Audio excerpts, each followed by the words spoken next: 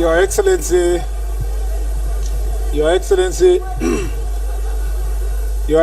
President Uhuru Kenyatta, Your Excellency Deputy President, former Prime Minister, leaders present, Your Excellency, we must have a honest discussion here.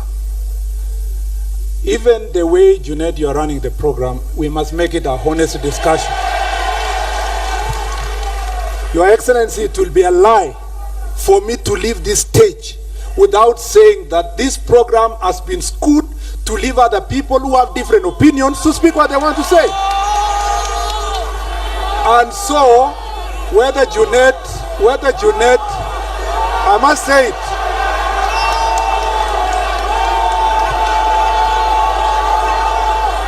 And so, Your Excellency, we must say it as it is. Just hold on, relax. If we are going to build a honest Kenya going forward, Your Excellency, we must be able to put our views on the ground. It starts, Your Excellency, with who mobilized the people who came to this podium. Because if this podium is going to be used to lecture other people and give other people views, we must, Your Excellency, come out and speak our voices. And so there is no way I will be told, as a leader in this country, I will be expected to sanitize politics in this nation, and our voices are not going to be heard when we speak here. Just hold on. And therefore, Your Excellency, I want to say this.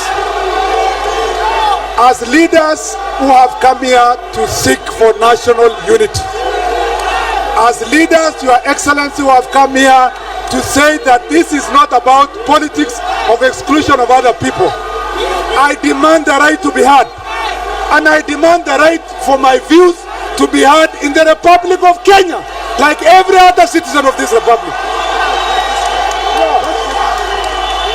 Wananchi watukufu, harambee, harambee. Tuwe na heshima, rais wetu yuko hapa. Mimi naona BBI itapita, lakini mpeni mtu huyu nafasi. Please give him time. Wacha yeye aseme yake na sisi tufanye yetu. Asante sana. So, Your Excellency, thank you very much, Your Excellency. I think it's in maximum respect of the nation we want to build that, Your Excellency, we came here from all shades of political opinion. And that, Your Excellency, I want to appreciate the leadership you provided in this process. Because I was among the first and among the people who are very skeptical about this process. And, Your Excellency, when I read yesterday the report, when you explained to us in State House, when I went down and sat, I slept at 4 in the morning reading the 156-page document. Your Excellency, I must say to Senator Haji and your team, I'm very proud of you, Mzee. Because contrary to the skeptical positions we had, we are beginning to have a conversation on how to sanitize our politics.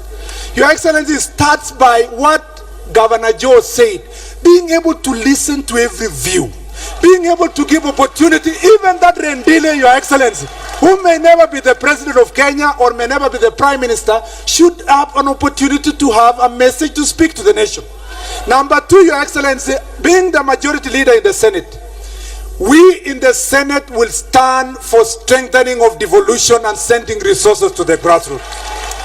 We, Your Excellency, will stand for ensuring that the devolution and centers of business are taken to grassroots so that young people at the local level get an opportunity to do business. Your Excellency, we will prioritize not the positions for the big boys, but for the opportunities for the young people, for the tea farmer, for the coffee farmer, Your Excellency, for every citizen of this republic to have an opportunity. And I want to say, I dare say, if it was not for your leadership, Your Excellency, I come from one of the smallest communities in Elgeyo Marakwet County. and one of the smallest communities in Kalenjin community. But Your Excellency, because of your leadership, I am proud to say I'm the majority leader in the Senate. We want a nation tomorrow where Arendile will say, I am proud to be the President of the Republic of Kenya. We want a nation tomorrow that the mobilization and the ethnic mobilization of politics is a thing of the past. And that's why we are here. And I want to promise this gathering and the people of Kenya that this document will come back to us. We in the Senate, we in the National Assembly, we at the grassroots must be able to sit down and tell ourselves frankly, Junet, that a conversation of this nation cannot be clustered to form political alliances that are good to presenting other people to be anti this and pro this. God bless Kenya and God bless this republic. Haya, wananchi hamjambo.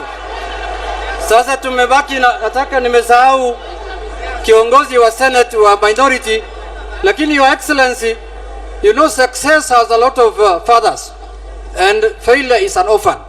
So this document is success, so everybody wants to be the father of this document.